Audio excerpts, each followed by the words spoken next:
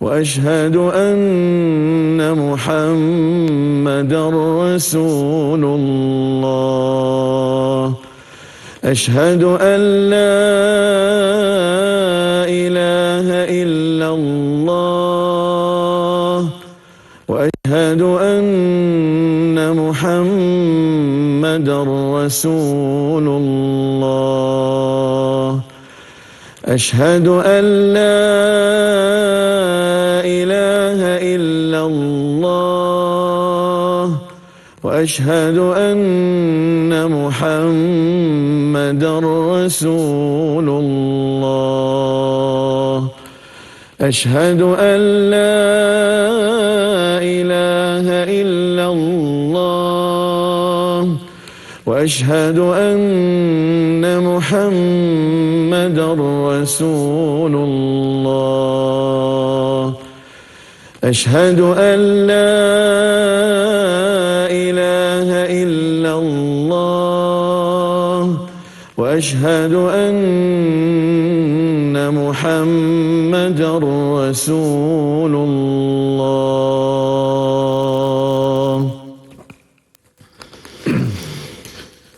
أستغفر الله العظيم الذي لا إله إلا هو الحي القيوم وأتوب إليه. أستغفر الله العظيم الذي لا إله إلا هو الحي القيوم وأتوب إليه. أستغفر الله العظيم الذي لا إله إلا هو الحي القيوم وأتوب إليه. أستغفر الله العظيم الذي لا إله إلا هو الحي القيوم وأتوب إليه. أستغفر الله العظيم الذي لا إله إلا هو الحي القيوم وأتوب إليه. أستغفر الله العظيم الذي لا إله إلا هو الحي القيوم وأتوب إليه. أستغفر الله العظيم الذي لا إله إلا هو الحي القيوم وأتوب إليه.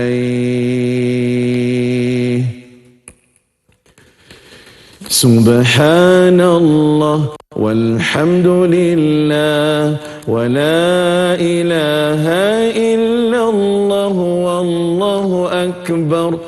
سبحان الله والحمد لله ولا إله إلا الله والله أكبر. سبحان الله والحمد لله ولا إله إلا الله والله أكبر. سبحان الله والحمد لله ولا إله إلا الله والله أكبر. سبحان الله والحمد لله ولا إله إلا الله والله أكبر. سبحان الله والحمد لله ولا إله إلا الله والله أكبر سبحان الله والحمد لله ولا إله إلا الله والله أكبر سبحان الله والحمد لله ولا إله إلا الله والله أكبر سبحان الله والحمد لله ولا إله إلا الله والله أكبر سبحان الله والحمد لله ولا إله إلا الله والله أكبر سبحان الله والحمد لله ولا إله إلا الله والله أكبر سبحان الله والحمد لله ولا إله إلا الله والله أكبر سبحان الله والحمد لله ولا إله إلا الله والله أكبر سبحان الله والحمد لله ولا إله إلا الله والله أكبر سبحان الله والحمد لله ولا إله إلا الله والله أكبر سبحان الله والحمد لله ولا إله إلا الله والله أكبر سبحان الله والحمد لله ولا إله إلا الله والله أكبر سبحان الله والحمد لله ولا إله إلا الله والله أكبر سبحان الله والحمد لله ولا إله إلا الله والله أكبر سبحان الله والحمد لله ولا إله إلا الله والله أكبر سبحان الله والحمد لله ولا إله إلا الله والله أكبر سبحان الله والحمد لله ولا إله إلا الله والله أكبر سبحان الله والحمد لله ولا إله إلا الله والله أكبر سبحان الله والحمد لله ولا إله إلا الله والله أكبر سبحان الله والحمد لله ولا إله إلا الله والله أكبر سبحان الله والحمد لله ولا إله إلا الله والله أكبر سبحان الله والحمد لله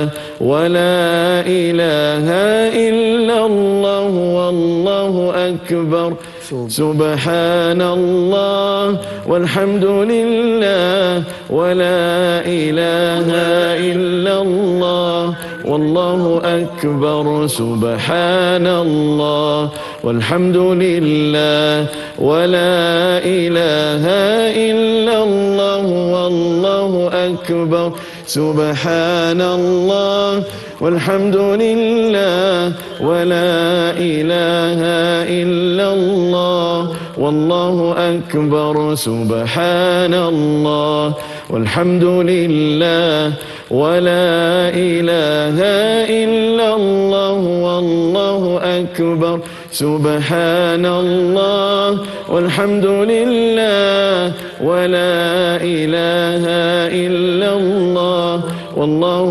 أكبر سبحان الله والحمد لله ولا إله إلا الله والله أكبر سبحان الله والحمد لله ولا إله إلا الله والله أكبر.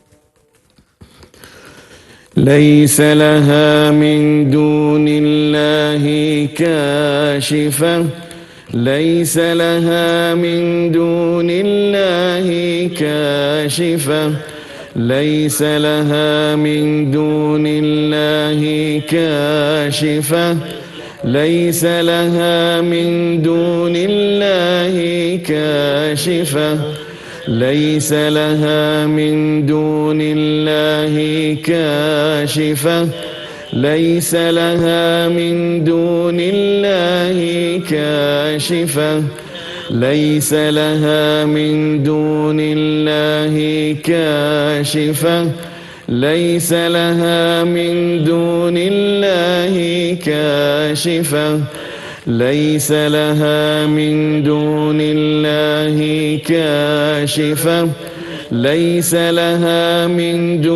الله كاشفة ليس لها من دون الله كاشفة ليس لها من دون الله كاشفة ليس لها من دون الله كاشفة ليس لها من دون الله كاشفة ليس لها من دون الله كاشفة ليس لها من دون الله كاشفة ليس لها من دون الله كاشفة ليس لها من دون الله كاشفة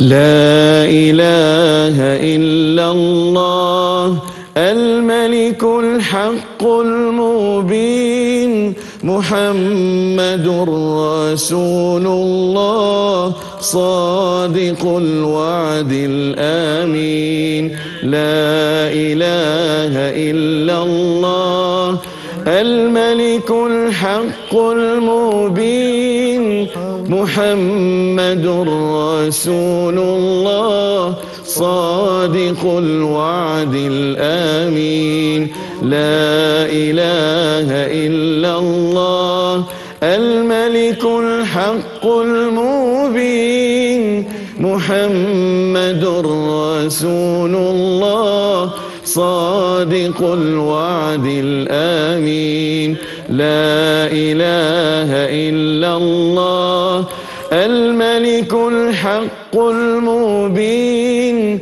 محمد رسول الله صادق الوعد الآمين لا إله إلا الله الملك الحق المبين محمد رسول الله صادق الوعد الآمين لا إله إلا الله الملك الحق المبين محمد رسول الله صادق الوعد الآمين.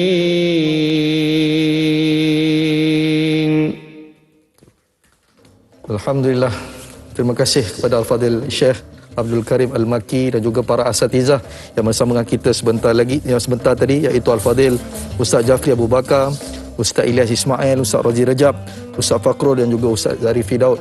Jadi Alhamdulillah, tanyalah Ustaz Mahal Hijrah, insya-Allah kita akan bicarakan sebentar lagi mengenai topik hijrah menurut sunnah. Jadi sebelum tu kita akan berehat seketika. Kembali lagi selepas ini, biar tahu jangan keliru.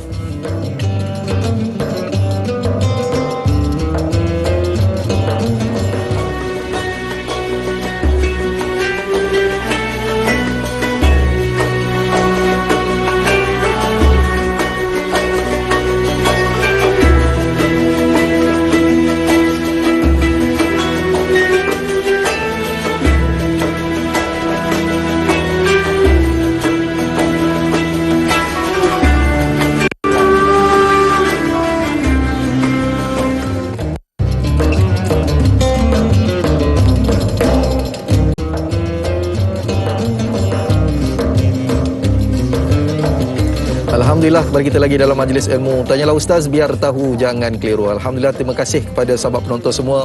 Dan sebentar tadi kita sudah mendengarkan alunan zikir munajat bersama dengan kita pada pagi ini. Kita dalam program khas Tanyalah Ustaz Ma'al Hijrah. Sebab itulah pagi ini saya tidak berdua dengan Fadil panel kita. Kita bertiga di studio dan juga ada beberapa orang ustaz lagi di talian. InsyaAllah nanti kita akan alunkan lagi InsyaAllah bersama dengan Syekh Abdul Karim zikir munajat pada akhir nanti insya-Allah. Jadi hari ini kita akan bicarakan hijrah menurut sunnah. Jadi sekiranya ada persoalan boleh terus hubungi kami di talian 18001677 ataupun boleh ke Facebook kami Tanyalah Ustaz TV3 untuk bertanyakan soalan. Jadi baik, seperti biasa jangan lupa untuk kita kongsikan ruangan live Facebook kami bersama dengan rakan-rakan kita di media sosial. Mudah-mudahan pagi ini mereka dapat satu manfaat dan juga manfaat ini dapat kita kongsi bersama pahalanya dan juga kita dapat sikit saham akhirat insya-Allah.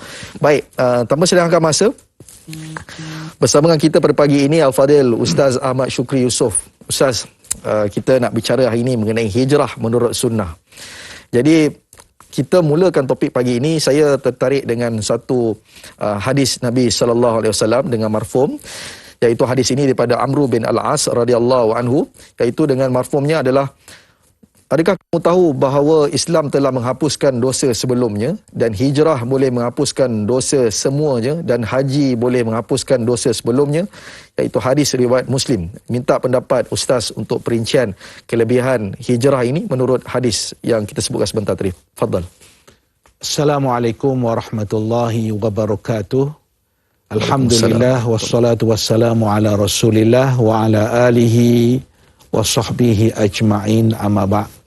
Terima kasih kepada da'i yang memberi laluan kepada saya pada pagi ini, sahabat saya Syekh Abdul Karim Al-Makki, Ashabul Fadilah yang bersama-sama kita di talian, sidang penonton yang saya hormati, yang saya kasih sekalian. Alhamdulillah, thumma alhamdulillah. Barangkali itu ucapan yang paling tepat kita sebut di awal pagi pada tahun baru ini. Kita masih diberi ruang oleh Allah Subhanahu Wa Taala untuk bernafas, untuk berada di tahun baru ini. Mudah-mudahan insya-Allah Allah Subhanahu Wa Taala kurniakan kepada kita kesihatan yang baik, semangat baru untuk kita meneruskan kehidupan kita sebagai hamba Allah Subhanahu Wa Taala. Tadi dai membaca satu hadis yang diriwayatkan oleh Bukhari dan juga diriwayatkan oleh Imam Muslim.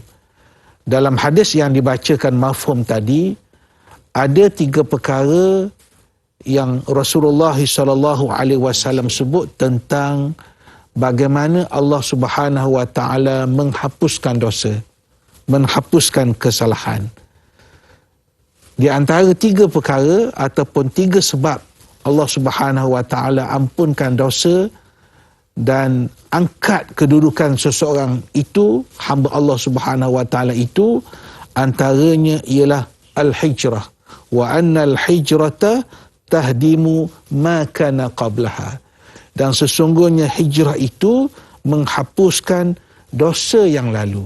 Sebelum itu disebut bahawa Islam itu menghapuskan dosa yang lalu. Orang yang asalnya tidak beriman, syirik kepada Allah, kemudian dia beriman kepada Allah Subhanahu Wa Taala, Allah ampuni dosanya. Kemudian disebut tentang orang yang berhijrah, maka Allah Subhanahu Wa Taala ampuni dosanya.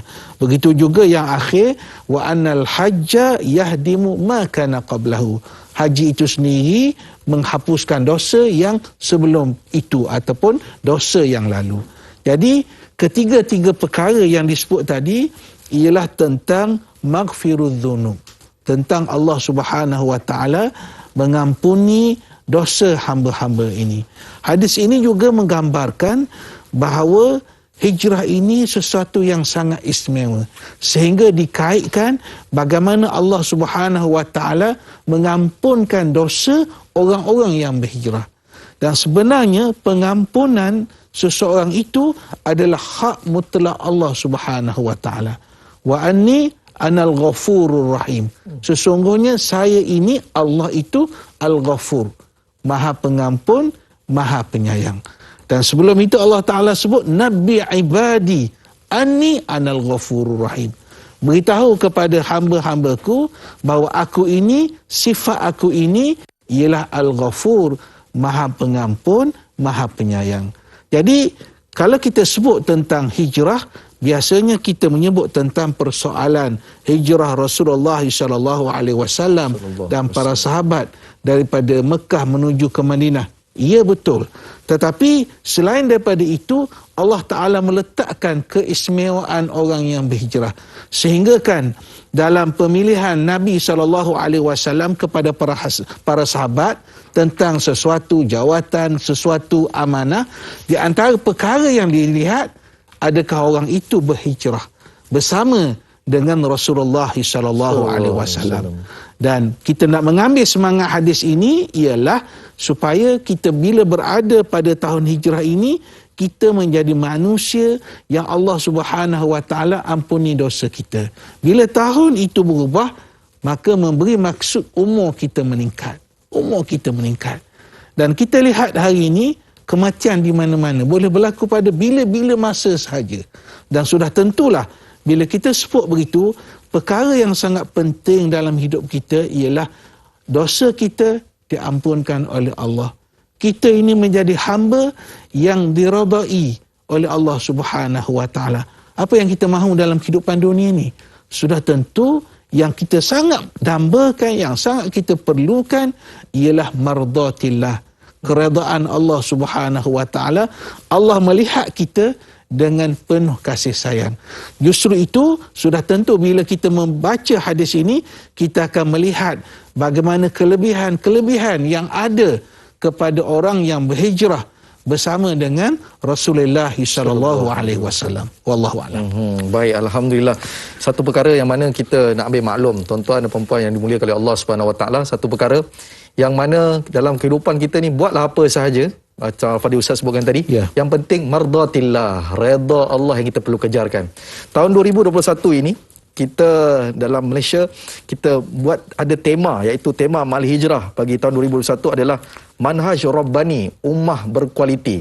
Jadi kita bila mana Manhaj Rabbani, kita sedia maklum bahawasanya dalam kehidupan kita ni Al-Fadhil Ustaz, kita meletakkan Allah Subhanahu Wa Taala sudah tentu di paling hadapan sekali, iaitu Allah SWT nombor satu dalam apa jua segala apa yang kita hadapi pada hari ini. Makna kata apa-apa, kita berharapkan kepada Allah SWT. Hari ini kita melihat situasi rakyat Malaysia pada hari ini ataupun negara kita pada hari ini dalam keadaan getir, yang terutamanya waktu sukar berlakunya pandemik COVID-19 ini, ada dalam keadaan ingin bunuh diri, dalam keadaan kesempitan kehidupan dan sebagainya.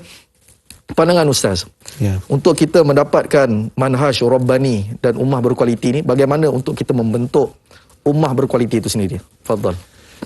Terima kasih kepada Da'i, terima kasih kepada semua sahabat-sahabat yang bersama dengan kita pada pagi ini. Sebenarnya tema yang diutarakan di sini, manhaj Rabbani, umat berkualiti, ummah berkualiti, memberi satu kefahaman kepada kita untuk kita melihat apakah dimaksud di sebalik manhaj Rabbani.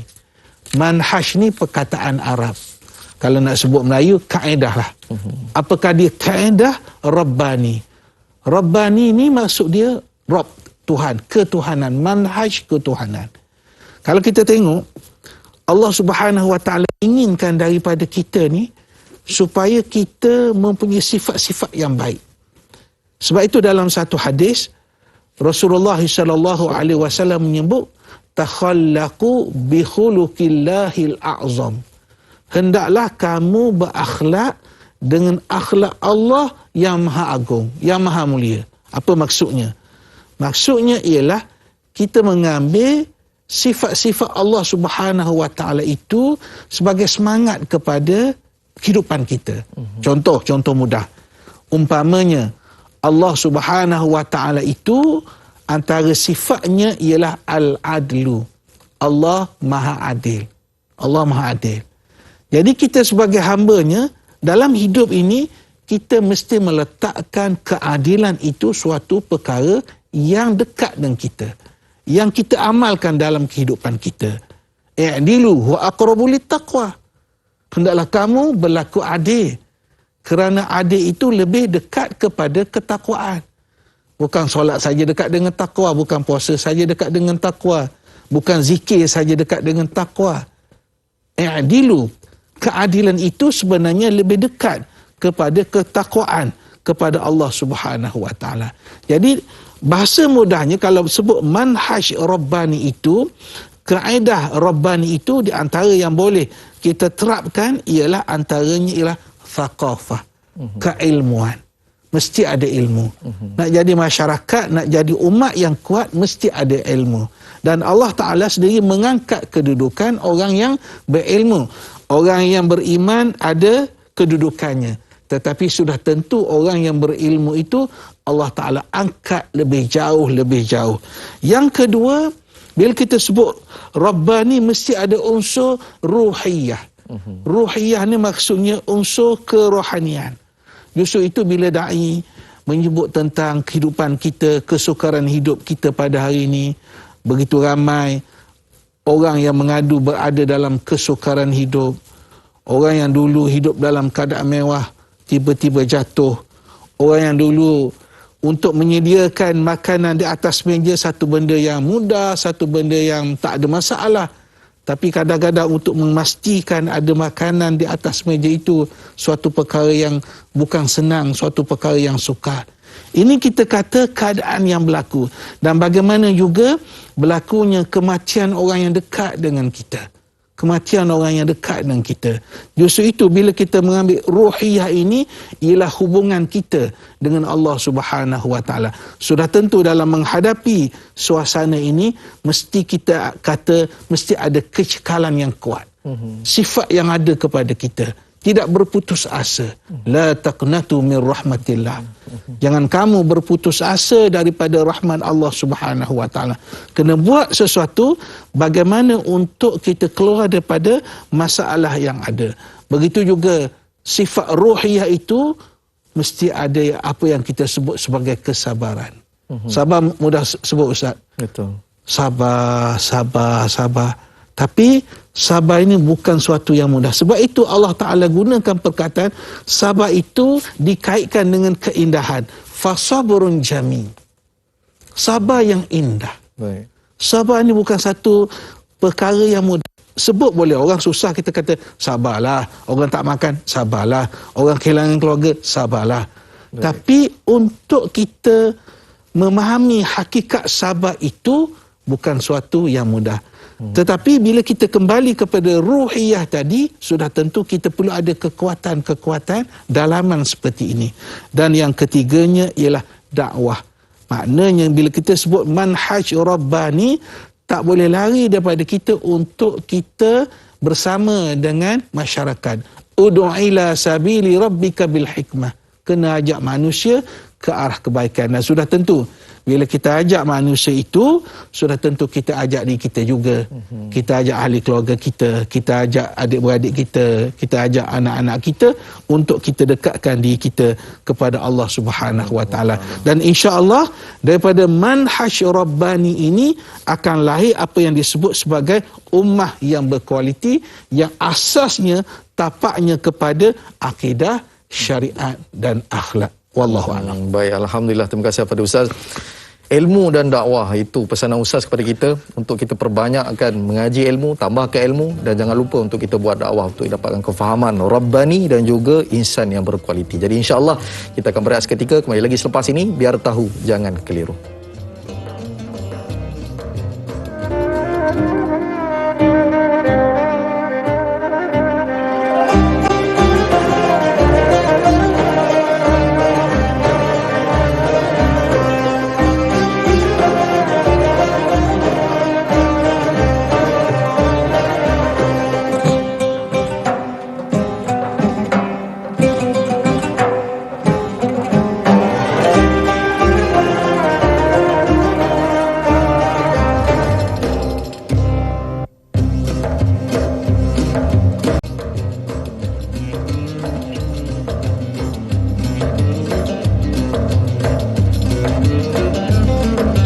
majlis ilmu. Tanyalah Ustaz biar tahu, jangan keliru. Terima kasih buat sahabat penonton yang dimuliakan oleh Allah Subhanahu Wa Taala.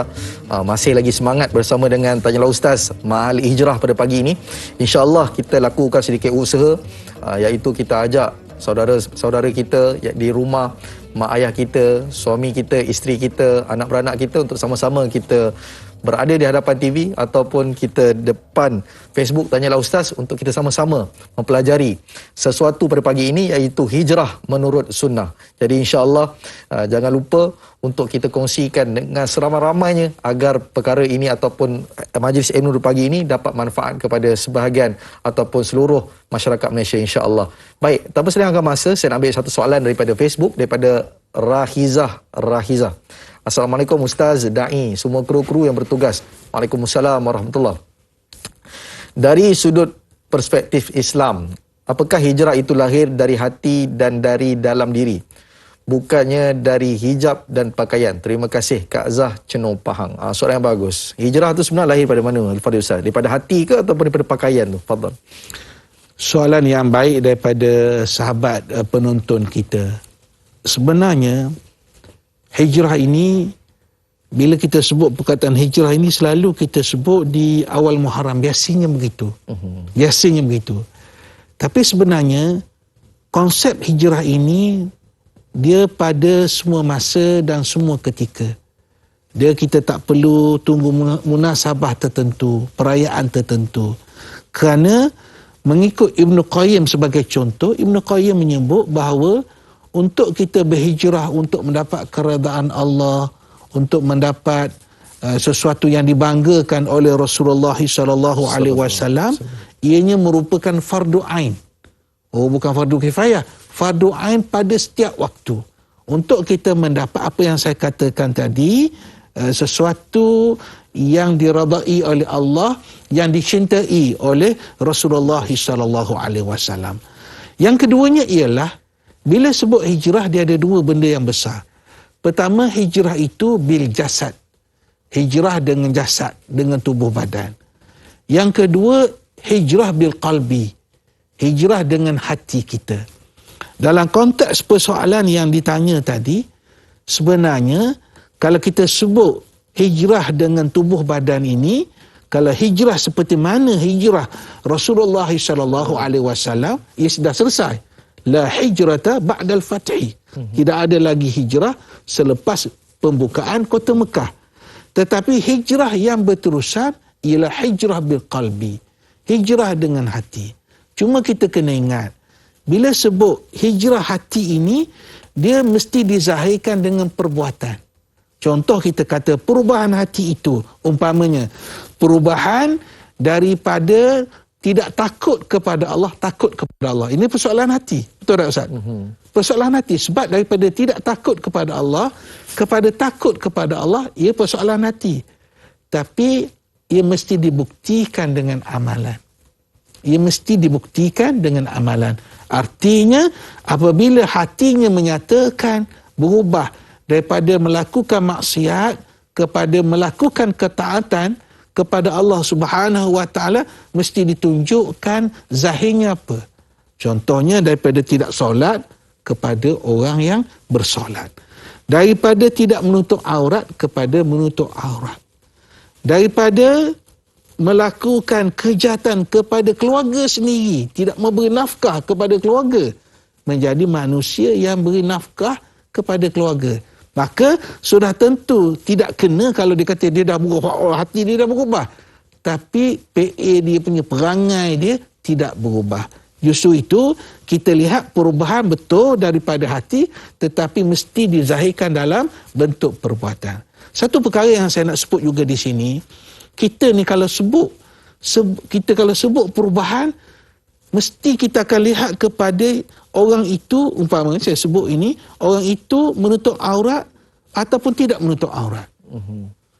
Kadang-kadang digunakan istilah berlaku, kita kata si fulan berhijrah, bila dia pakai tudung tu berhijrah. Saya bukanlah kata jangan pakai tudung tu, bukan itu maksud saya. Tapi jangan sekali-kali dilihat sudut hijrah itu terlalu sempit. Hijrah ini luas. Hijrah ini luas. Bukan kepada soal pemakaian saja, tetapi soal cara bercakap, cara bertutur, cara bertindak, cara kita berhubung dengan manusia, mesti ada perubahan yang baik, kerana itu merupakan tuntutan hijrah. Jadi saya nak khulasah, saya nak ringkaskan jawapan saya ini kepada sahabat kita. Betul, hijrah itu mesti dengan hati, tapi mesti dizahirkan dengan perbuatan, pembuktian. Betul-betul orang itu melakukan perubahan. Sebab kalau nak sebut dari sudut lidah, dari sudut mulut, mudah da'i. Saya dah berubah. Saya dah berubah. Ini tahun baru, saya berubah. Sebut tak payah. Tapi bagaimana bukti? Pembuktian itu suatu yang sangat penting. Wallahualam. Baik. Kadang-kadang kita cakap je dalam hati, aku dah berubah. Tapi buktinya mana? Buktinya mana? Buktinya dari fizikal. InsyaAllah hati berubah dan juga kita ubah fizikal kita dengan lebih baik, insya-Allah. Kita nak ambil pemanggil yang bertuah pada pagi ini. Assalamualaikum warahmatullahi wabarakatuh. Tuan Abdullah Osman. Waalaikumsalam. Ya, apa khabar, sihat? Teruskan dengan soalan, insya-Allah. Ada dua perkara lah, Ustaz. Siapa yang mula-mula sekali memperkenalkan tahun hijrah? Kerana sebelum itu tahun yang digunakan adalah tahun gajah. Adakah dari kalangan sahabat? Dan juga mengapa kalau mengikut bilangan hari secara tahunan, tahun hijrah didapati berkurangan 9 hingga 11 hari daripada bilangan tahun Masehi? Adakah Islam menggunakan mengikut falak? Itu saja, terima kasih. Baik, terima kasih kepada Tuan Abdullah Osman. Soalan yang bagus. Yang pertama iaitu, siapakah memperkenalkan tahun hijrah? Yang kedua, mengapa bilangan hari dalam tahun hijrah berkurang 9 hingga 11 hari? Tafadhal, masykurah. Baik, yang pertama, tahun hijrah ini dia punya kita kata zaman yang dia buat itu dicetuskan oleh Sayyidina Umar radhiyallahu anhu. Ini kita kata di antara kelebihan-kelebihan yang ada kepada Sayyidina Umar ini, dia berfikiran strategik.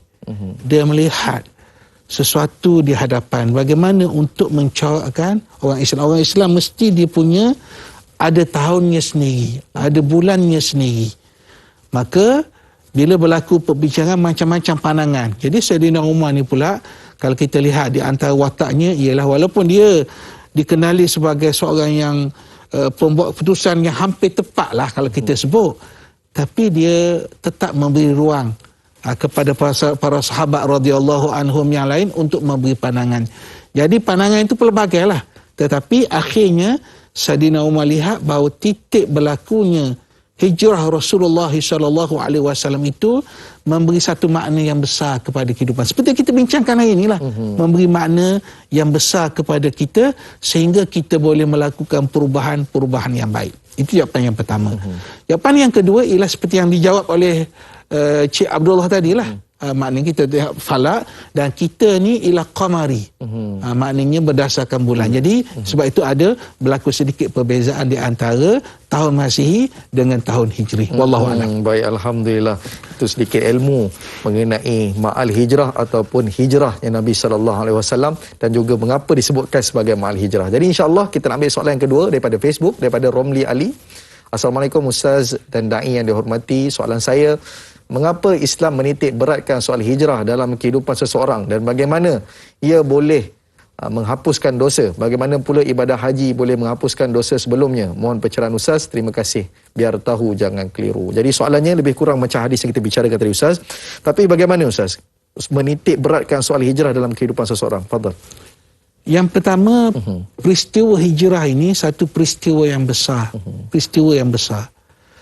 Dan kita lihat bagaimana banyak sekali ayat-ayat Al-Quran yang menceritakan tentang hijrah Ar-Rasul SAW dan juga para sahabat radhiyallahu anhum.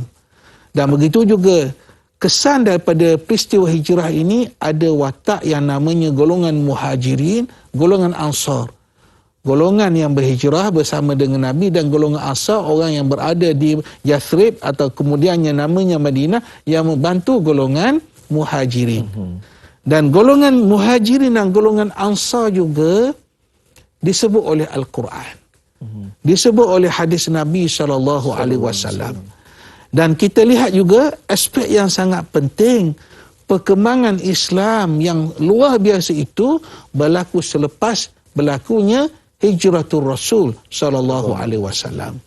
Jadi kalau dari sudut itu, hijrah ini, peristiwa hijrah ini satu peristiwa yang sangat besar. Satu. Yang kedua, peristiwa hijrah besar juga kerana durus. Durus maksudnya pelajaran-pelajaran. Benda-benda yang boleh kita mengambil iktibar daripada peristiwa hijrah. Cukup banyak dalam peristiwa hijrah. Kita sebut di antaranya ialah apabila kita nak membuat sesuatu perkara, mesti ada perancangan. Ini jelas seperti mana yang berlaku kepada Rasulullah dan juga kepada Abu Bakar Siddiq radhiyallahu anhu ketika ingin melakukan hijrah tersebut. Bagaimana disusun strategi-strategi tertentu. Jadi kalau Nabi, kalau Rasul yang dibantu dengan wahyu itu sendiri mempunyai strategi, mempunyai perancangan dalam melakukan sesuatu perkara, apatah lagi kita sebagai manusia biasa. Baik. Yang kedua yang ditanya tadi, sebahagian kita dah jawab tadi tentang hadis Nabi SAW. Dalam hadis tersebut, Nabi sebut 3 perkara yang menghapuskan dosa. Yang pertama ialah apabila seseorang itu memeluk Islam. Walaupun dia dulu jahiliah, dia melakukan pelbagai apa perkara pun, bila dia masuk Islam, maka diampunkan segala dosanya yang lalu. Termasuklah kesalahan yang dibuat sesama manusia. Itu yang dihurai oleh ulama-ulama hadis kita. Yang kedua, hijrah yang kita sebut tadi. Yang ketiga ialah perjalanan haji. Haji disebut tadi bahawa haji juga menghapuskan dosa yang lalu. Cuma berlaku perbincangan di kalangan para ulama kita. Adakah yang dimaksudkan itu semua dosa ataupun dosa kecil sahaja ataupun dosa besar? Berlakulah perbincangan. Cuma yang penting yang saya nak sebut di sini ialah dengan sebab orang yang melakukan ibadat haji kerana nawaitunya, kerana betul-betul untuk mendapat pengampunan daripada Allah Subhanahu Wa Taala, untuk mendapat kedudukan yang tinggi di sisi Allah Subhanahu Wa Taala, maka sudah tentulah orang itu akan diampunkan dosanya. Dan ini juga nak menggambarkan bahawa ibadat yang difardukan sekali seumur hidup, haji itu sendiri, merupakan satu ibadah yang sangat penting. Sebab itu dai kita lihat biasanya, tapi tak semua, biasanya orang yang menunaikan haji ini akan berlaku perubahan-perubahan yang besar dalam kehidupannya. Kalau zaman dulu lah, ialah zaman orang pergi Mekah naik kapal dan sebagainya, bila balik orang panggil dia haji, dia pakai serban, dia pakai ketayab, dia pakai kopiah tu, biasanya berlaku perubahan yang drastik kepada kehidupannya. Begitulah kehebatan orang yang menunaikan haji semata-mata untuk mendapat sesuatu dari Allah Subhanahu Wa Taala. Wallahu a'lam. Tuan-tuan dan puan-puan Allah sekalian, saya teringat dalam satu mafhum hadis, barang siapa yang berhijrah kerana Allah dan Rasul, insya-Allah dia akan dapat Allah dan Rasul itu sendiri. Makna perubahan dalam kehidupannya, insya-Allah. Kita nak ambil lagi pemanggil daripada penonton kita. Assalamualaikum warahmatullahi wabarakatuh. Tuan Haji Omar Abdul Majid, apa khabar? Waalaikumsalam warahmatullahi wabarakatuh. Dai Hilman dan juga Ustaz Ahmad Sukri Yusuf. Alhamdulillah saya sihat, Dai. Dan Dai dan Ustaz sihat ya? Ya, alhamdulillah sihat. Jadi soalan saya begini, Ustaz ya. Kita dah faham dah penghijrahan Nabi daripada Mekah ke Madinah ini tujuan utamanya ialah untuk kebaikan, Ustaz. Bukannya untuk tujuan utamanya menyatu padukan masyarakat dan juga membina pembangunan modal insan yang baik ke arah kebaikan, Ustaz. Kita sekarang ni, penghijrahan minda kita sekarang ni, nampak gayanya bukan ke arah itu. Kita sesama kita berbalah. Apakah hijrah begini, penghijrahan minda kita ini, di zaman sekarang ini, contohnya, dalam masyarakat kita berbalah sesama kita, sesama agama, sesama bangsa. Apakah ini melanggar ataupun menyalahi tujuan hijrah Nabi yang kita katakan hijrah mengikut sunnah itu? Apakah kita ini melanggar peraturan yang dibuat oleh Nabi? Nabi menghijrah untuk menyatu padukan masyarakat, kita untuk berbalah. Dan kita Nabi menghijrah untuk pembangunan modal insan, kita ke arah lain pula dah. Tak bertegur sapu dan bertelagah sesama kita. Baik. Jadi itu soalan saya, Ustaz dan Dai. Terima kasih banyak Ustaz dan Dai. Assalamualaikum. Waalaikumsalam warahmatullahi wabarakatuh. Terima kasih kepada Haji Omar atas soalan yang diberikan mengenai penghijrahan juga. Al-Fadhil Ustaz, penghijrahan minda. Hari ini Nabi SAW kata Haji Omar untuk kita menyatukan di antara muhajirin dan juga orang ansar. Dan juga hari ini penghijrahan minda masyarakat kita bagaimana? Hari ini ramai orang berdebat, bergaduh kerana salah faham pemikiran ataupun tidak sama cara fikir. Jadi, fadhal Ustaz. Baik, hijrah Mindam satu hijrah yang sangat penting. Cuma saya nak sebut di sini ialah manusia ni dia akan ada perbezaan-perbezaan. Itu sesuatu yang berlaku dalam hidup manusia. Tak mungkin orang itu sama di antara satu sama lain. Jangan kita kata orang lain. Mungkin perbezaan itu berlaku kepada anak-anak kita. Watak anak-anak itu pun tak sama. Adik-beradik kita tak sama. Kawan rapat pun kita tak sama. Tak sama itu dari sudut cara berfikir, bahkan dari sudut hobi, dari sudut selera. Manusia ini dia akan ada perbezaan-perbezaan. Bahkan kalau kita bagi skop yang lebih luas, akan berlaku perbezaan agama. Anutan di antara orang-orang yang berlaku yang ada di dunia ini. Ada yang beragama Islam, ada yang beragama bukan Islam. Itu satu hakikat realiti yang berlaku. Adakah kita ambil sikap kita nak tolak? Tak boleh. Sebab itu sesuatu hakikat yang berlaku. Caranya ialah macam mana untuk kita ta'ayush, untuk kita hidup, untuk kita sesuaikan diri kita. Ini yang kita katakan, kita mesti memahami setiap orang itu tidak sama. Cuma kita sebagai individu ni kita tak boleh nak paksa pandangan kita ini kepada orang lain naik. Kita nak paksa dia, awak kena terima ini pandangan saya. Tak boleh, namanya pandangan. Bukan namanya nas syarak, bukan nas qat'i, bukan Quran, bukan hadis, hanya pandangan. Kadang-kadang pandangan itu dalam berbentuk kepartian sebagai contoh, dalam NGO sebagai contoh. Itu pandangan-pandangan yang semua nak membawa kepada kebaikan. Jadi sebab itu saya melihat bahawa isu yang berlaku kadang-kadang ialah kita lebih kepada emosi. Untuk kita marah, untuk kita lakukan serangan kepada orang tertentu, masyarakat tertentu, tanpa kita melihat sebenarnya di sana ada ruang untuk kita tasamuh, untuk kita berunding, untuk kita saling hormat menghormati antara satu sama lain. Sebab kita ni manusia, semua kita ni anak Adam. Anak Nabi Adam semua ni, keturunan Nabi Adam semua yang ada pelbagai perbezaan. Ini yang sangat penting kepada kita. Justru itu saya melihat bahawa kalau Rasulullah SAW sendiri yang sangat jelas bagaimana Nabi membina hubungan yang sangat ampuh, yang sangat rapat di antara golongan Ansar dan Muhajirin. Saya pernah terbaca satu pandangan yang menyebut bahawa hubungan antara orang Ansar dan Muhajirin ini sesuatu yang tak boleh lagi dicapai oleh manusia sekarang. Rapatnya mereka itu tak mampu. Untuk satu tu boleh, tapi nak macam mana Nabi pernah bina tu tak mungkin. Tak mungkin. Bayangkan peringkat awal golongan Ansar dengan golongan Muhajirin ini mereka boleh mewarisi macam keluarga sendiri. Sehingga turunnya ayat yang melarang perbuatan tersebut. Maknanya sampai begitu hakikat hubungan yang sangat erat di kalangan mereka. Maksud saya, asasnya, terasnya sudah diajar oleh Rasulullah SAW. Innamal mu'minuna ikhwah. Sesungguhnya orang mukmin itu bersaudara. Semua orang tahu kita bersaudara. Tapi kitalah yang kadang-kadang memberi serangan peribadi, yang kadang-kadang memutuskan hubungan silaturahim. Kadang-kadang kita memberi pandangan-pandangan yang tak betul, memberi komen. Kadang orang ini boleh berbalah ni, berkelahi melalui media, melalui sosial media pun boleh. Betul tak? Betul. Ini perkara-perkara yang saya fikir perlu kita lihat, perlu kita fahami sebaik mungkin supaya apa yang digerakkan oleh Rasulullah SAW dalam peristiwa hijrah itu bukan sekadar sejarah yang dibaca tetapi sejarah yang dihayati. Wallahu a'lam. Bila kata sejarah dihayati, tuan-tuan yang mulia, kita nak sama-sama mengikuti cara kehidupan orang Ansar. Apabila susah dia ke depan, bila senang dia dahulukan orang lain. Jadi insya-Allah kita akan berehat seketika. Kembali lagi selepas ini, biar tahu jangan keliru. Jadi sebelum tu kita minta maaf, kita ada banyak masa lagi. Kita ada soalan di Facebook daripada Muhammad Izzuddin. Assalamualaikum warahmatullahi wabarakatuh. Ustaz Ahmad Syukri, tamu jemputan Syekh Abdul Karim, Da'i Hilman, warga kerja TV3 dan TV9 yang bertugas. Waalaikumsalam warahmatullahi.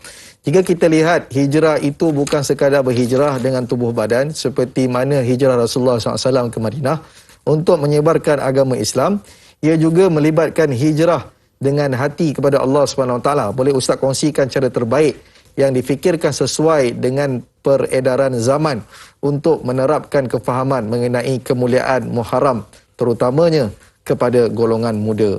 Jadi Ustaz, kita nak tanya sikit Ustaz, golongan muda hari ini mungkin penghayatan ataupun kefahaman mengenai hijrahnya baginda Nabi Muhammad SAW ke Madinah untuk menyebarkan agama Islam itu ataupun memperluaskan Islam ini kurang mendapat, orang kata apa, tauladannya. Jadi bagaimana Ustaz kita nak pupuk benda ini bagi golongan muda terutamanya bagi faham kemuliaannya pada bulan ini? Silakan.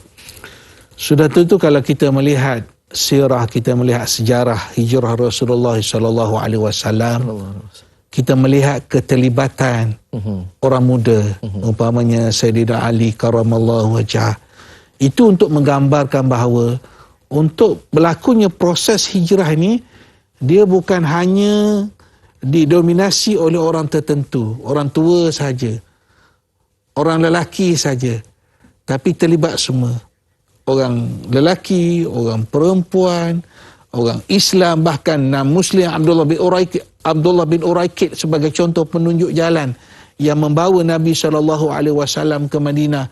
Maksudnya penglibatan semua orang, termasuk golongan muda. Cuma kita lihat anak-anak muda, orang muda ini dia satu generasi yang hebat. Orang muda ini dia hebat.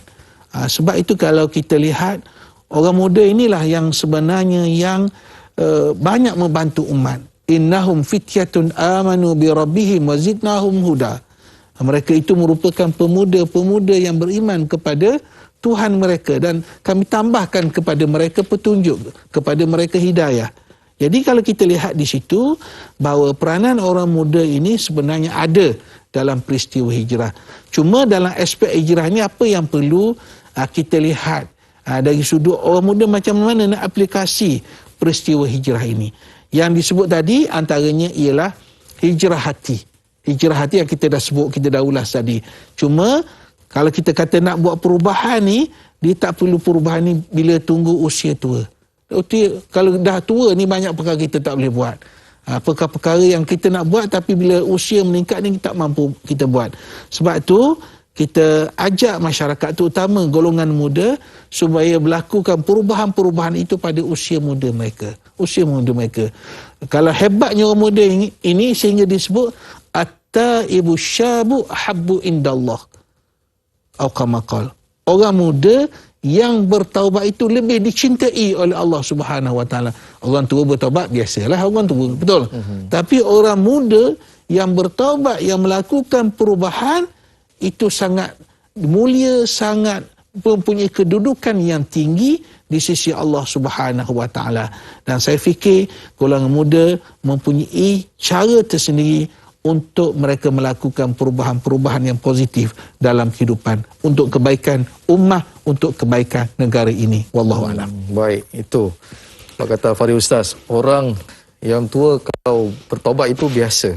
Tapi kalau orang muda yang bertaubat itu luar biasa Ustaz. Betul, dicintai oleh Allah Subhanahu Wa Taala. Kita nak ambil lagi satu soalan daripada Facebook, daripada Rahimah Saud. Assalamualaikum Ustaz Ahmad Syukri, Da'i Hilman dan kru-kru tanya Ustaz. Waalaikumsalam warahmatullahi.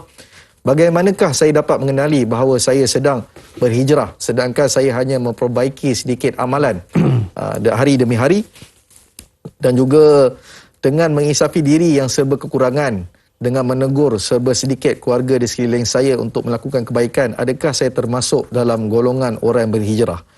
Yang pertama Ustaz, dia tanya mengenai perubahan dalam dirinya sendiri. Adakah dia berubah? Adakah dia dikira sebagai orang yang berhijrah dengan memperbaiki amalan kehidupan? Yang kedua, adakah dengan dia menegur orang itu menyebabkan itu perkara yang berhijrah? Silakan. Yang pertama ialah hijrah itu berasal daripada niat kita, nawaitu kita. Sebab itu kalau kita lihat dalam kitab-kitab hadis, antara hadis yang pertama yang diletak di awal bab ialah hadis innamal a'malu binniyat. Setiap amalan itu dengan niat. Maka kalau kita nak melakukan hijrah, dia bermula daripada tekad kita, keazaman kita, niat kita, bahawa kita ingin melakukan perubahan. Itu satu. Yang kedua, perubahan sifatnya dia tak boleh berlaku sekaligus. Semua perkara kita nak buat, tak boleh. Mesti perubahan itu secara beransur-ansur. Yang ketiga, perubahan itu daripada perkara-perkara yang kecil. Nampak kecil, tapi ia memberi kesan yang besar. Contoh mudah. Kalau biasanya pagi kita lepas subuh kita tidur, itu dalam keadaan hari ini pandemik, orang mungkin waktu kerjanya lebih anjal. Tapi bagi kita, kalau kita nak melakukan perubahan, kita tak boleh buat begitu. Kita mesti benda nampak kecil, lepas subuh jangan tidur. Lepas bangkit daripada tidur sembahyang subuh, mesti kita baca buku, mesti kita buat sesuatu, jangan tidur waktu pagi. Nampak macam kecil, tapi dia akan memberi impak yang besar. Seterusnya, kalau kita nak buat perubahan, kita tak boleh nak dapatkan natijah itu segera. Kita tak boleh terus buat perubahan, nak nampak natijah, nak nampak dia punya hasil. Tak boleh. Yang seterusnya, hijrah ni mesti mengambil semangat aslih nafsak wad'u ghairak. Baiki diri kamu dan ajak orang lain. Itu persoalan yang ditanya John tadi. Mana boleh perubahan tu bila kita ajak orang? Betul, kena dua-dua. Aslih nafsak wad'u ghairak. Perbaiki diri kita. Yang kedua, ajak orang lain. Maksudnya, ajak ni dengan cara yang betul, cara yang hikmah. InsyaAllah, jika kita buat begitu, akan nampak kepada kita nanti perubahan yang positif daripada semangat hijrah yang cuba kita terapkan dalam diri kita. Wallahu a'lam. Baik, alhamdulillah. Terima kasih Al-Fadhil Ustaz. Banyak perkara yang kita belajar pada pagi ini. Terutamanya dalam kita merubah kehidupan kita berhijrah dalam diri kita, perubahan. Saya teringat kata Dr. Fadila Kamsah, dia kata orang nak berubah ni hari-hari kena buat apa? Hari-hari kena niat nak ubah sikit je. Sikit pun tak apa dah. Hari yang lebih baik sikit daripada semalam pun itulah orang lebih baik. Jadi insya-Allah kita akan berubah sedikit demi sedikit, dan kalau boleh ubah semuanya, kita ubah semuanya. Jadi insya-Allah kita akan berehat seketika dan kita akan teruskan dengan perbicaraan mengenai hijrah menurut sunnah dengan Al-Fadhil Ustaz. Tapi sebelum tu, tuan-tuan dan puan-puan yang dirahmati Allah sekalian, kita akan sambung zikir munajat kita selepas ini bersama dengan Al-Fadhil Syekh Abdul Karim Al-Makki dan juga para asatizah kita, iaitu Al-Fadhil Ustaz Jafri Abu Bakar, Ustaz Ilyas Ismail, Ustaz Razi Rejab, Ustaz Fakhrul dan juga Ustaz Zarifi Daud. Jadi insya-Allah Tanyalah Ustaz akan terus bersama selepas ini. Terus setia dengan Tanyalah Ustaz, biar tahu jangan keliru.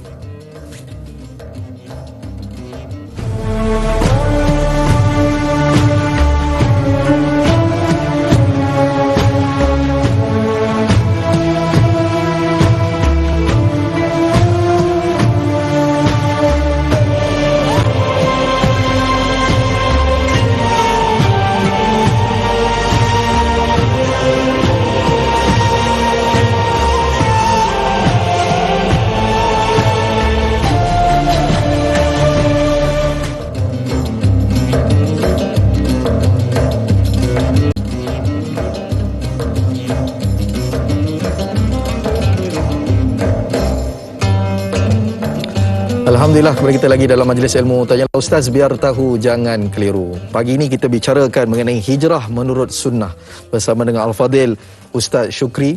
Tapi kita akan sambung perbicaraan kita di TV9, sebab di TV3 kita akan tamat di sini. Jadi insya-Allah sebelum kita beransur di TV3, sama-sama untuk kita memperdengarkan zikir munajat bersama dengan Al-Fadhil Syekh Abdul Karim Al-Makki dan juga bersama dengan para asatizah yang lain, iaitu Al-Fadhil Ustaz Zuramli, Al-Fadhil Ustaz Jafri Abu Bakar, Al-Fadhil Ustaz Ilyas Ismail, Al-Fadhil Ustaz Razi Rejab, Al-Fadhil Ustaz Fakhrul dan juga Al-Fadhil Ustaz Zarifi Daud.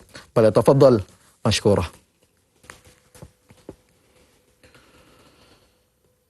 Allahu Akbar, Allahu Akbar, Allahu Akbar, Allahu Akbar, Allahu Akbar, Allahu Akbar, Allahu Akbar, Allahu Akbar, Allahu Akbar, Allahu Akbar, الله أكبر الله أكبر أشهد أن لا إله إلا الله وأشهد أن محمد رسول الله أشهد أن لا إله إلا الله وأشهد أن محمدا رسول الله أشهد أن لا إله إلا الله وأشهد أن محمدا رسول الله أستغفر الله العظيم الذي لا إله إلا هو الحي القيوم وأتوب إليه أستغفر الله العظيم الذي لا إله إلا هو الحي القيوم وأتوب إليه أستغفر الله العظيم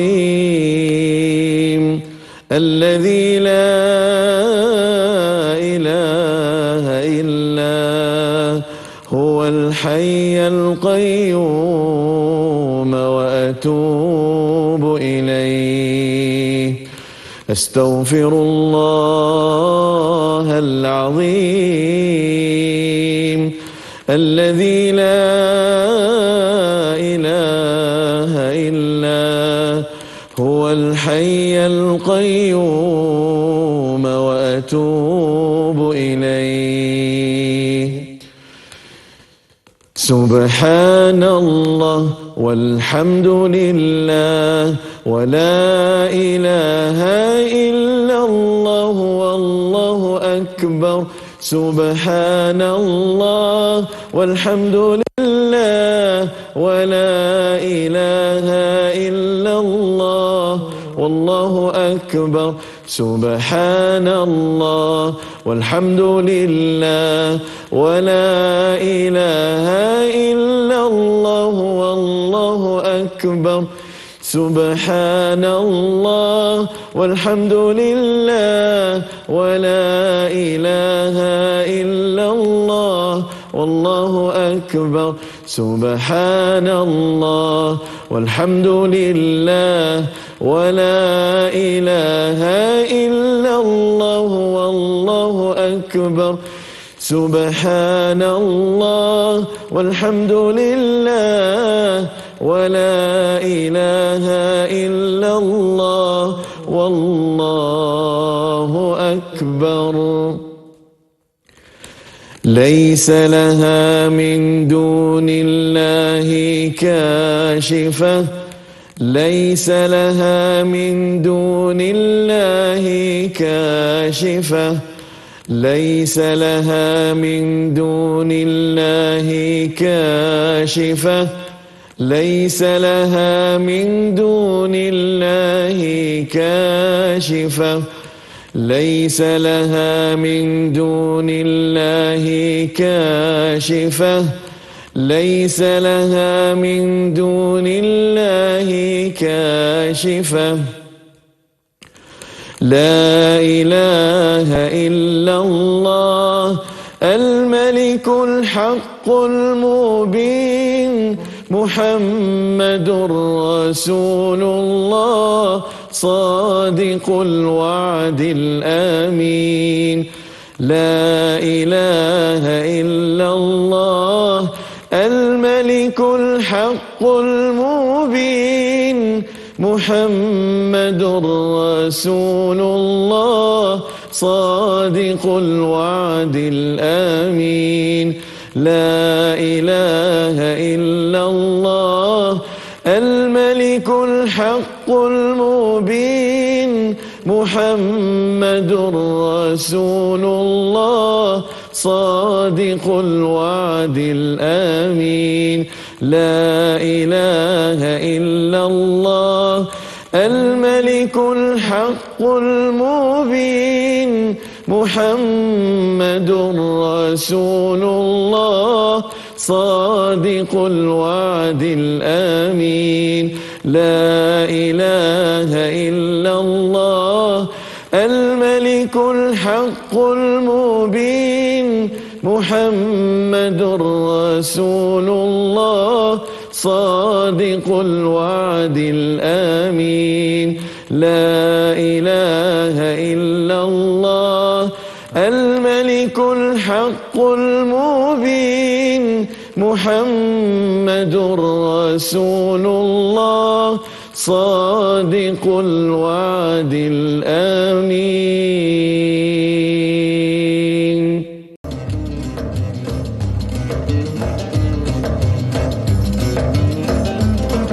Alhamdulillah wassalatu wassalamu ala Rasulillah wa ala alihi washabihi wa man walah.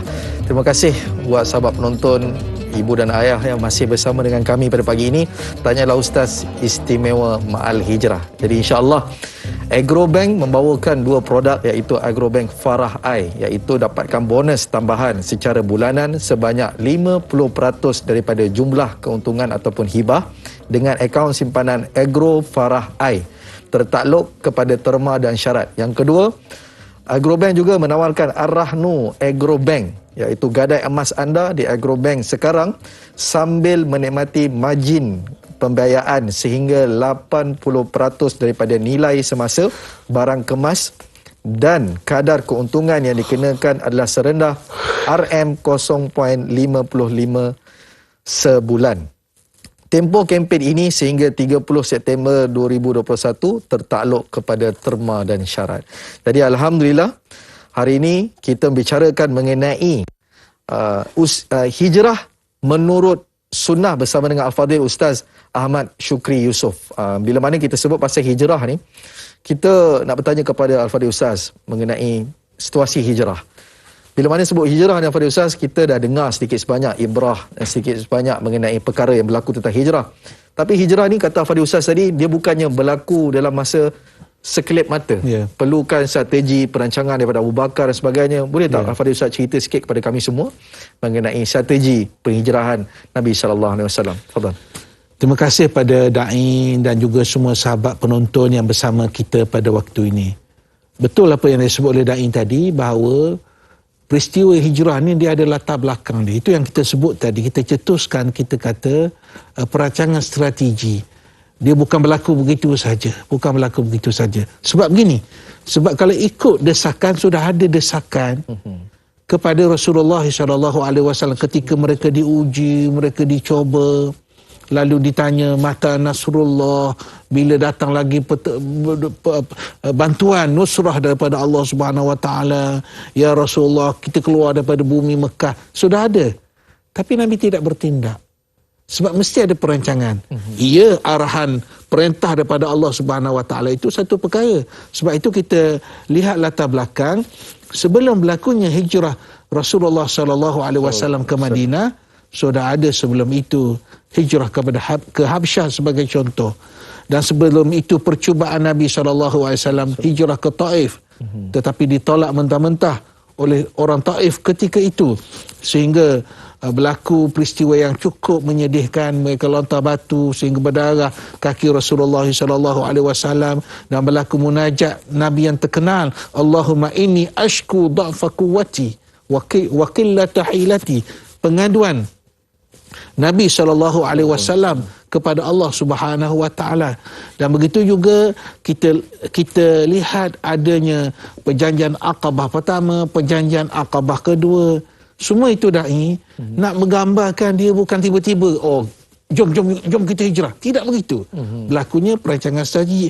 Bahkan waktu Nabi SAW nak keluar, disusunnya Bagaimana cara terbaik untuk keluar? Berlakunya persembunyian, berlakunya 3 hari delay sebelum bergerak, mencari arah laluan yang berbeza daripada yang diketahui oleh orang Quraisy. Itu semua adalah strategi hijrah. Bahkan Nabi dia nampak bila sampai apa yang perlu dibuat. Kalau kita hijrah tak ada perancangan, terkebir-kebir. Sampai nak buat apa? Nampak? Sampai saja bina masjid. Sampai saja mesti ada perjanjian dengan orang Yahudi di sana. Sampai saja mesti dibina hubungan Aus dengan Khazraj. Dijadikan mereka sebagai golongan Ansar. Kemudian golongan Muhajirin disatukan dengan Ansar. Masya Allah, kalau kita fikir, kalau kita lihat, kita kaji aspek itu da'i, kita akan nampak bahawa sesuatu perkara yang besar itu mesti ada perancangan, mesti ada strategi. Yang berlaku kadang-kadang kita nak buat benda baik, tapi tak ada strategi. Bila tak ada strategi, kebatilan akan mengalahkan kita. Justru itu sebenarnya di antara pengajaran yang sangat penting daripada peristiwa hijrah itu ialah mesti susun strategi, doa kepada Allah dan sudah tentu tawakal kepada Allah Subhanahu Wa Taala. Berbeza setengah orang kita ini, dia tawakal dulu. Strategi dah kita tawakal pada Allah. Allah belaka buat ni. Allah belaka.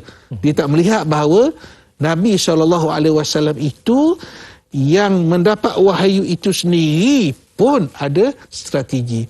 Dan kita tengok sunnah hijrah ini bukan sunnah Rasulullah SAW saja. Bahkan nabi-nabi, rasul-rasul alaihi wassalatu wassalam, mereka berhijrah. Kita lihat Nabi Musa, Nabi Yusuf, semua mereka ada peristiwa hijrahnya. Cuma tempat itu, lokasi itu, cara hijrah itu sudah tentu ada perbezaan. Tetapi konsep hijrah itu wujud. Konsep hijrah itu wujud di kalangan nabi-nabi dan juga rasul-rasul alaihi wassalatu wassalam. Wallahu alam. Baik, alhamdulillah. Itu sedikit sebanyak mengenai situasi hijrah Nabi SAW. Bukannya satu perkara yang kata mudah-mudah, tapi Nabi SAW dan juga Abu Bakar beritahu detail kepada Ustaz. Betul. Sehingga kan siapa yang hantar susu, siapa yang bagi info, maklumat dan sebagainya, begitu detail. Inilah agama Islam, tuan-tuan dan puan-puan mati Allah sekalian. Bila mana Nabi SAW bukan seorang yang biasa-biasa, yang kita kena faham, hijrah ini satu perkara yang besar sehingga berlakunya detik-detik yang mana setiap detik, setiap saat itu diperincikan oleh Allah SWT dan juga Nabi SAW. Jadi insya-Allah kita nak ambil soalan daripada Facebook, daripada Ismail Mat Isa. Assalamualaikum Ustaz-Ustaz dan Da'i dan semua kru kerja, tanyalah Ustaz biar tahu jangan keliru. Waalaikumsalam warahmatullahi. Adakah dengan kita berhijrah menurut sunnah akan membentuk diri serta dapat muhasabah diri untuk kesejahteraan di dunia dan di akhirat? Mohon pencerahan Ustaz. Terima kasih, biar tahu jangan keliru. Jadi adakah kita berhijrah menurut sunnah ini dapat bentuk diri Ustaz? Fadhal. Sudah pasti kalau hijrah ini difahami dengan baik, dihayati dengan baik, ia akan memberi kesan yang baik kepada kita untuk kita membentuk diri kita, untuk kita bermuhasabah. Cuba ambil satu contoh ayat yang saya petik pada surah Al-Anfal ayat 72. Allah Subhanahu wa taala menyebut, innal ladzina amanu wa hajaru wa jahadu bi amwalihim wa anfusihim fi sabilillah wal ladzina awaw wa nasaru ulaika ba'duhum awliya'u ba'd. Surah Al-Anfal ayat 72 ini di antara ayat yang menyebut secara jelas peristiwa hijrah dan juga bagaimana sifat orang yang berhijrah. Di mana Allah Ta'ala sebut, sesungguhnya orang-orang yang beriman, dia mesti dia iman dulu. Apa pun, hijrah tak akan ada makna kalau tidak ada konsep iman. Yang hijrah itu orang yang tidak ada nilai iman. Maka dimulakan dengan orang yang beriman, wahajaru, orang yang berhijrah. Dan orang yang berhijrah ini dia tak cukup, dia mesti ada aspek yang penting, wajahadu bi amwalihim wa anfusihim. Orang itu berjuang dengan harta bendanya dan diri mereka. Harta benda harus dikorbankan, nyawa harus dipertaruhkan. Untuk apa? Fi sabilillah, di jalan Allah Subhanahu wa taala. Dan begitu juga orang yang memberi tempat, orang yang menolong, mereka itu merupakan pembantu di antara sebahagian dengan mereka. Maksudnya Itu nak gambarkan golongan Ansar yang membantu golongan Muhajirin. Jadi daripada ayat ni sendiri pun kita dapat memahami bahawa bila nak berlaku hijrah, bila kita bercakap konsep hijrah, dia ada perkara-perkara yang penting. Mesti ada mujahadah, mesti ada perjuangan, mesti ada kita kata kesukaran yang kita lalui. Kita bicara tentang hijrah, tak payah cakap hijrah. Kalau kita takut untuk menyebut tentang perjuangan, untuk kita sebut tentang untuk mengorbankan sebahagian harta benda kita, ini sesuatu yang mesti kita terapkan dalam diri kita. Justru itu kalau kita lihat banyak sekali kajian-kajian tokoh-tokoh yang menulis tentang hijrah ni, ada mereka yang tulis berkenaan tentang strategi. Ada sampai tesis PhD strategi hijrah itu saja, untuk menggambarkan kepada kita bahawa hijrah ini sesuatu yang sangat penting, sesuatu yang sangat besar untuk kita hayati dalam kehidupan kita. Baik, alhamdulillah. Itu tuan-tuan dan puan-puan mati Allah sekalian. Kita nak terus kepada soalan di Facebook. Sebelum tu mungkin kita berehat seketika. Kembali lagi selepas ini. Biar tahu, jangan keliru.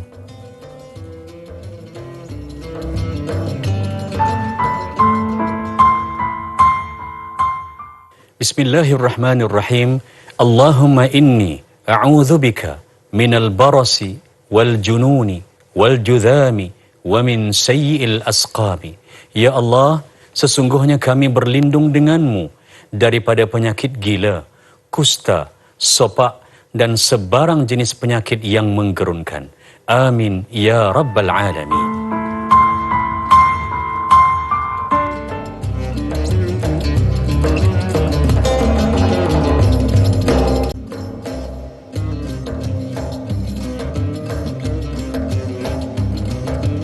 Alhamdulillah, baik, kita lagi dalam majlis ilmu Tanyalah Ustaz, biar tahu, jangan keliru. Baik, saudara sahabat penonton semua, kita masih lagi membicarakan mengenai topik ma'al hijrah pada pagi ini, dan seterusnya insya-Allah kita akan memberitahu ataupun kita akan mempelajari sedikit sebanyak mengenai sirah hijrah itu sendiri. Jadi insya-Allah kita nak mulakan perbincangan kita yang seterusnya, iaitu mengenai penghijrahan Nabi sallallahu alaihi wasallam ketika mana persediaan di bumi Madinah itu sendiri. Kita nak tanya pada Al-Fadhil Ustaz. Ustaz, bila mana kita sebutkan penghijrahan, tadi Ustaz dah sebutkan mengenai strategi sedikit sebanyak yang mana melibatkan Abdullah bin Uraiqin, yang mana menunjuk jalan dan sebagainya sampai ke Yasrib, iaitu Madinah. Tapi Madinah itu sendiri, adakah masyarakat di Madinah, orang Ansar pada ketika itu sudah bersatu ataupun belum, dan juga adakah mereka bersedia untuk menerima kedatangan Nabi sallallahu alaihi wasallam? Fadal. Terima kasih kepada Da'i, terima kasih kepada semua sahabat-sahabat yang bersama dengan kita pada waktu ini. Apa yang diutarakan oleh Da'i tadi menggambarkan kepada kita bagaimana perancangan dan juga strategi yang diatur oleh Rasulullah SAW. Kita perlu ingat bahawa sebahagian yang berada di Madinah itu ialah golongan yang datang lebih awal daripada Rasulullah SAW. Dan sudah ada para sahabat yang memainkan peranan mereka masing-masing, Mus'ab dan sebagainya. Dan kita lihat satu perkara yang saya nak sebut di sini, saya terfikir bila Da'i tanya, dia bila kita masuk satu tempat, kalau kita umpamanya dilantik menjadi CEO satu tempat, ucapan pertama CEO, ucapan pertama pada menteri bila dilantik sebagai contoh, ucapan itu akan diperhatikan. Itu yang bila Nabi SAW masuk saja ke Madinah, ke Yasrib ketika itu sebelum ditukar nama Madinah, Nabi SAW memberi satu ucapan penting. Antara ucapan penting dimulakan ialah Afshus salam, wa at'imut ta'am, wasilul arham, wasallu bil laili wan nasu niyam. 4 perkara Nabi sebut. Ini dalam keadaan orang yang datang hari-hari tunggu. Dia bukan macam sekarang boleh teks, boleh WhatsApp dan sebagainya. Datang tunggu, tak ada, balik. Esok begitu juga. Jadi mereka menunggu-nunggu. Macam mana? Sampai ke tahap itu Nabi SAW bangkitkan kerinduan untuk mereka bertemu, melihat wajah Rasulullah sallallahu alaihi wasallam. Bila hari Nabi sampai, Nabi beri ucapan, Nabi kata, antara yang saya nak ajak kamu, afsyus salam. Kamu kena sebarkan salam. Maknanya itu yang Nabi nampak dulu. Mesti dibina perpaduan tu. Afsyus salam. Yang kedua, wa at'imut ta'am. Beri makan. Ini soal penting. Soal rakyat ni, soal masyarakat ni ialah perlu diisi perut mereka. Tak, kalau cakap banyak pun, kalau rakyat susah, rakyat tak diisi, tak diberi makanan, itu akan berlaku kesukaran. Nabi nampak perkara tersebut, Nabi kata wa at'imut ta'am, beri makan. Yang ketiga, wasilu bil arham, kena bina hubungan silaturahim. Itu timbulnya golongan Ansar, golongan Muhajirin. Bahkan dibina perjanjian antara orang Yahudi. Walau lepas tu mereka mengingkari, itu cerita lain lah. Tapi peringkat pertama Nabi dah nampak dalam masyarakat majmuk, soal perpaduan ni soal yang sangat penting. Yang ketiga baru Nabi sebut wasallu bil laili wan nasi niyam. Kamu semayang pada waktu malam. Ketiga, waktu manusia tidur. Jadi cerita ibadat, cerita semayang ni jatuh nombor 4 kemudian sekali. Tapi Nabi titik beratkan soal-soal perpaduan, soal-soal kasih sayang. Kita kena ingat, ini strategi Nabi. Nabi tak cerita benda lain. Nabi tak cerita saya nak buat hukum, saya nak jatuhkan hukum orang yang melakukan. Nabi tak cerita dulu hukum. Nabi cerita perkara-perkara yang boleh menimbulkan hubungan kasih sayang sesama manusia. Saya yakin, saya percaya ini strategi yang cukup baik yang diatur oleh Rasulullah sallallahu alaihi wasallam dan juga dengan bantuan para sahabat radhiyallahu anhu. Wallahu a'lam. Masya-Allah. Sedikit sebanyak persediaan atau persiapan strategi Nabi sallallahu alaihi wasallam ketika mereka sampai di bumi Madinah Al-Munawwarah. Jadi kita nak ambil soalan seterusnya daripada Facebook, daripada Melur Ismail. Assalamualaikum Ustaz dan Dai serta kru-kru yang terlibat. Waalaikumsalam warahmatullahi. Moga dalam rahmat Allah Subhanahu wa taala. Ustaz, bagaimanakah yang dikatakan hijrah yang sebenar-benarnya? Ada setengah berhijrah hanya dengan percakapan, sedangkan di dalam hatinya masih tersimpan perasaan dengki dan sebagainya. Mohon pencerahan. Nabi ajar satu konsep yang mudahlah untuk kita faham tentang orang berhijrah. Siapa orang berhijrah? Hijrah ni bukan al-intiqal min makan ila makan, bukan sekadar pemindahan daripada satu tempat ke satu tempat saja. Tapi hijrah Nabi kata wal muhajiru man hajara ma nahallahu anhu. Orang yang berhijrah itu ialah orang yang berhijrah meninggalkan perkara yang dilarang oleh Allah Subhanahu wa taala. Nabi sebut begitu. Sebab dari sudut maratibul amal, dari sudut tertib amalan, kita kena tinggalkan dosa dulu. Buang dosa dulu. Diikuti dengan ketaatan kepada Allah Subhanahu wa taala. Jadi apa yang dipersoalkan tadi, yang ditanya oleh sahabat kita tadi, dia hijrah ni bukan dengan ucapan kita dah sebut tadi. Saya nak hijrah, saya nak berubah, saya nak itu, saya nak ini. Dengar je lah. Dia sekarang ni lepas cakap tu, lepas sebut tu, apa tindakan. Sebab itu, kerana itu juga dalam diri kita pun, dan keluarga kita pun, kalau kita nak buat perubahan, mesti kita susun strategi juga. Dia tak boleh, saya nak bina keluarga bahagia, contoh. Saya sebagai suami, saya nak bina keluarga bahagia. So keluarga bahagia itu apa? Tak tahulah, tapi keluarga bahagia. Tak boleh. Kat mana? Kamu kena susun. Keluarga kamu umpamanya tak semayang. Sebelum ni tak menghiraukan hubungan antara satu sama lain, tidak ada hormat menghormati. Jadi kena senaraikan semua, kena susun kat mana kita boleh baiki. Dan saya percaya setiap daripada kita, saya, Dai dan semua penonton, sahabat-sahabat yang saya sayangi, semua kita nak melakukan perubahan-perubahan, hijrah yang baik kepada keluarga kita. Siapalah yang tak nak dalam dunia ni kebaikan? Semua orang nak kebaikan. Siapa yang tak nak kemakmuran? Semua orang nak kemakmuran. Cuma usaha kita ialah selain daripada nawaitu yang betul, mesti ada perancangan yang betul, mesti ada doa yang berterusan, dan pasti mesti kita tawakal. Doa kita, pengharapan kita yang sentiasa kita mohon kepada Allah Subhanahu wa taala. Wallahu alam. Baik, alhamdulillah. Tu sedikit sebanyak yang kita kena faham mengenai strategi dalam kehidupan kita untuk berhijrah dan sebagainya. Jadi insya-Allah bukan semata-mata cakap, tapi kita kena buktikan dengan perbuatan kita. Ustaz, kita banyak lagi nak bicarakan tapi kita dah penghujung, Ustaz. Ya. Mungkin Ustaz boleh bagikan sedikit kesimpulan yang ringkas bagi kita semua bagi faham mengenai maksud ataupun intipati ruh ma'al hijrah itu sendiri. Fadal. Saya nak ambil kesimpulan ini nak berdasarkan satu ayat daripada surah Al-Hajj ayat yang ke-58. Allah Subhanahu wa taala menyebut walladzina hajaru fi sabilillah thumma qutilu aw matu la yarzuqannahumullahu rizqan hasana wa innallaha lahuwa khairur razikin.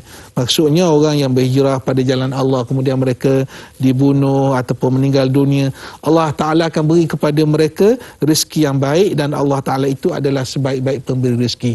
Maksud saya nak sebut di sini ialah apabila kita berjuang, berhijrah di jalan Allah Subhanahu wa taala, Allah Taala kurniakan kepada kita rezeki yang baik. Sebagian ahli tafsir kata rezeki itu fil jannah, dalam syurga. Sebagian ahli tafsir kata rezeki itu bukan sekadar di jannah, di syurga, tapi Allah Taala akan permudahkan urusan rezeki kita di dunia. Maksudnya kalau kita berhijrah untuk mendapat kebaikan, lebih keredaan Allah Subhanahu wa taala, lebih kepada mententeramkan jiwa manusia, hubungan kasih sayang antara kita, Allah Taala akan permudahkan rezeki kita. Ini yang perlu kita ingat, dan untuk kita berubah, untuk kita berhijrah kepada yang lebih baik, perlukan kesabaran. Jangan cepat kecewa. Kadang-kadang orang nak buat perubahan, dia nampak susah, dia stop, dia berhenti.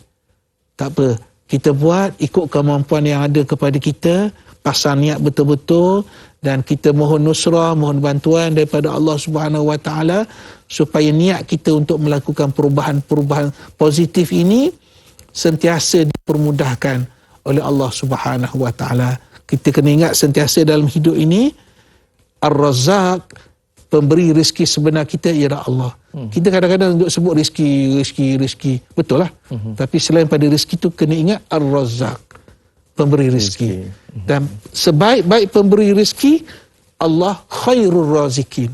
Allah Subhanahu wa taala sebaik-baik pemberi rezeki. Jadi mudah-mudahan kita doakan kepada diri kita, keluarga kita, negara kita sentiasa mendapat kedudukan yang baik di sisi Allah Subhanahu wa taala, sentiasa dilimpahi rahmat kasih sayang Allah Subhanahu wa taala. Wallahu alam. Baik, itu sedikit sebanyak tuan-tuan dan puan-puan dimuliakan oleh Allah Subhanahu wa taala, dalam kita berhijrah perlu sabar dan mujahadah, Ustaz. Betul. Ini yang kita nak kena faham betul-betul.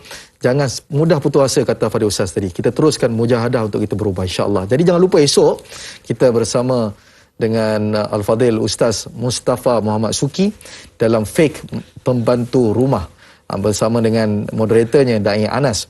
Jadi insya-Allah saya dan juga Al-Fadil Ustaz memohon ampun dan maaf sekiranya sepanjang kami bersiaran langsung terkasar bahasa, terlebih bicara ataupun ada kesalahan-kesalahan, itulah daripada diri kami sendiri. Mudah-mudahan Allah SWT merahmati kita semua. Yang baik semua pada Allah SWT, yang buruk itu pada diri kami sendiri. Wallahu alam. Assalamualaikum warahmatullahi wabarakatuh.